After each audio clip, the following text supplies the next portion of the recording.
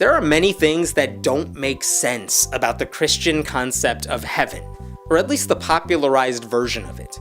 And I wish religious people could give me a clear answer on the following questions, because I don't think they've thought this through. When we're up there in heaven, are we frozen at a certain age? I imagine old people wish they could be back in their younger bodies. I mean, do they get that option? And what about babies who die? Do they remain babies in heaven, or are they some older, wiser, talkative versions of themselves? If you're a parent who tragically lost a baby, wouldn't you want to see your baby in heaven instead of some 20-year-old version of a kid you never knew? And what about unborn children? Christians say they're living, which is why we shouldn't abort them, but they also don't think those fetuses are going to be punished in hell for their mother's decision. So, is heaven just littered with the remains of partially formed babies?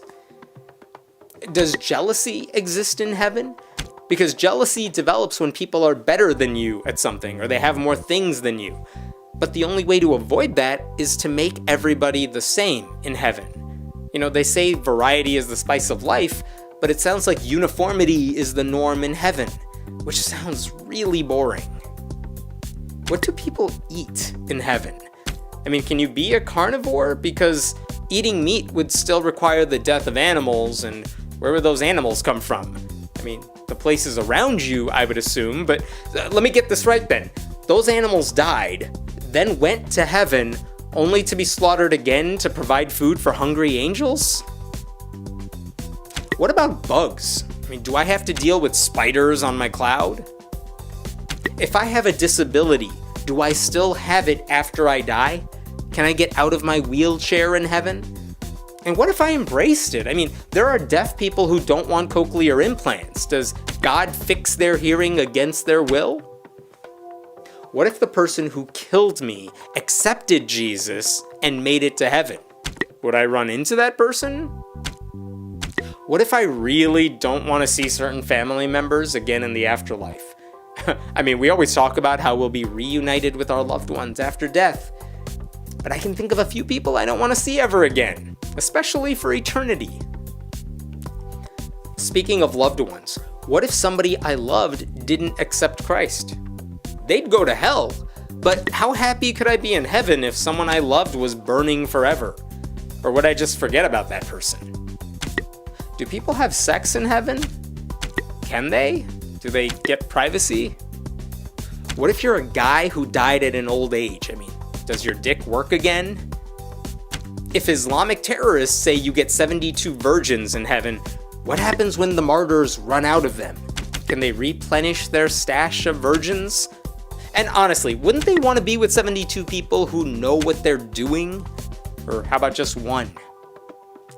And wouldn't heaven for those terrorists really be hell for those virgins? Where do we live? Do I get a house? Is it a mansion? How do I go to sleep? Do people even get tired in heaven? Do I finally get to drive a Tesla? Does heaven have roads? Are we smarter in heaven? Will I finally be able to understand things I never figured out on Earth? I mean, will I be able to play the piano? Can I prove things that are elusive to the best mathematicians? What's the weather like? Because when I visit my parents, we can't even agree on what to set the thermostat to. So, is there temperature control? Is it individualized? Would we be happy all the time? Because that could really get old after a while. Have you ever eaten pizza when you're really hungry? I mean, it's great for the first slices, but then it starts to make you sick. And if you keep going, you won't like it. I mean, you need a break. Happiness is great, but that's partly because we all get sad sometimes. It makes the good times that much more memorable. Do we have to go to church in heaven? Because if I'm there, it's presumably because God actually exists, but then are we supposed to worship him for all eternity? That doesn't sound like a good time. I mean, you thought church was boring now? Wait till the services last literally forever. Do I have to spend an eternity around other Christians who can't stop talking about God? Because I try to avoid that now. What would we even talk about? Because to me, the most interesting things to discuss are topics where people have differences of opinion. But those differences can turn into debates, and those debates can sometimes turn into shouting matches. But I've never pictured heaven as a place where people yell at each other like a cable news show, which would suggest everyone agrees about everything, which means the topics of discussion would be really, really boring. Is there music in heaven? Not just heart music, but, music people actually listen to. I mean, we all have different tastes, so is it rap, country, something else? Do we all just get a celestial iPod when we enter through the pearly gates? The late comedian George Carlin asked a lot of great questions about heaven too, like how whenever something great happens, people say their dead loved ones are looking down at them from above. Does that mean people in heaven spend all day watching their loved ones from above? Because that has to get old really fast. Carlin also added, what if you're adopted? I mean, then who's watching you from above? The parents who adopted you, or the birth parents who didn't want you around in the first place? And how long does that even last? Are we supposed to look down upon our great-great-grandchildren we never knew?